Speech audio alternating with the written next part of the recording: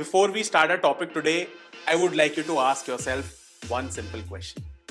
Do I like chronographs? Because the answer to this one will either lead you to an automatic or a quartz chronograph. Well, there was a time when chronographs actually had a function and use case in real life. Right now, we are standing in 2025 when technology is staring right back at us. And chronographs now are more of an aesthetic appeal rather than being functional for most of us. While they might be appealing to some and not that attractive for most of us, beauty is in the eye of the beholder, and that's what you are here to find out. Do I like chronographs or should I go for an automatic? With the kind of budget that you have put down, I personally see just two watch brands facing off each other. Can you guess them? Well, it is Seiko for automatics and Tissot for chronographs. And the watch that I am going to put under the scanner today is the Tissot PRS516 Quartz Chronograph. The history of this series dates back to 1965, while Tissot has been monumental in extending the lineup even after 60 years. So can we finally see Tissot bringing something exciting on account of its 60th anniversary in this particular year?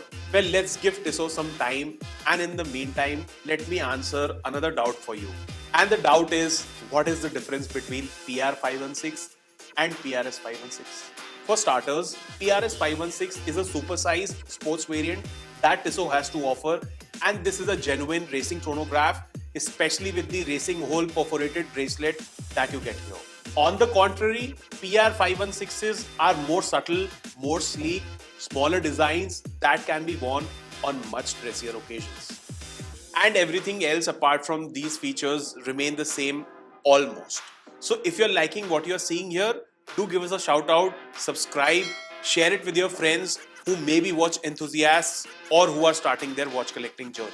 One look at this watch is going to make you realize how sporty this one is. A 316L stainless steel case with black PVD coating almost gives this one a ceramic-like finish, but obviously it's not ceramic. The tachymeter again here outright screams of a racing chronograph. Now this one is a typical chrono from Tissot with the left counter to track 30 minutes and the right one to capture 1/10 of a second. Both of them have a sporty red pointer. The lower counter is a general sub-seconds dial which hovers right over the date window. Then you also have the central seconds chrono hand in red with a T at the tip. The whites on this dial go really well with the darker side of this watch, making it a very unique proposition. The Arabic numerals and the indices here can be found neatly laid out with 3 arrows at the sector, almost representing 3 spokes of a steering wheel. Carefully sneak right below the bezel and you will find a sporty red circular lining spread all over, just like a gasket. Now what do I say about the crown? Well, the crown here is pretty thick and nimble to use. The piston pushers that you can see in the form of the other 2 crowns are up to the task of handling the chrono very nicely. The chrono functions here run pretty basic, and I have done a review on the PR516 mechanical chrono, so you can check that out to get a hang of how to use them. Complementing the watch here are the clicks on these piston pushers, which are quite crisp. Now flip the watch over and you will find a beautifully coated case back with checkered flags outlining the case, and also a centrally mounted legendary steering wheel by Tissot.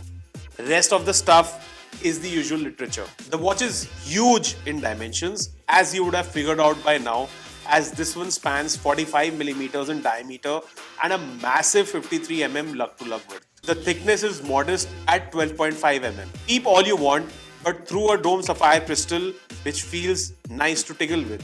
When this one is put under the dark, the Superluminova makes it smooth. Now this one also has a decent water resistance of 100 meters, so I got nothing here to complain about. Now I don't even want to mention anything about the quartz movement that's used here, because that's the basic one.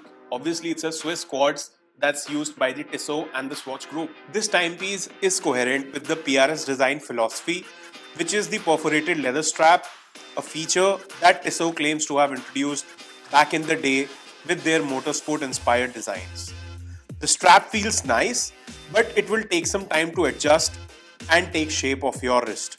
Till then, have a happy time adjusting and readjusting. On my 7-inch wrist, this looks bulky. So if you have a smaller wrist, think twice and try thrice before buying. Now you'll find a butterfly clasp here that is coated in black PVD and comes with a push button release, and quick adjustment settings does the trick here. So before you pull the trigger on this black one, there are 3 other variants that you should know about. So the first one is this silver dial with a cute brown strap, followed by the rose gold watch with a grey strap. And not far behind is the one in this blue dial with a steel strap. So which one out of these 4 are you going to choose? All of these are priced similarly, but how much?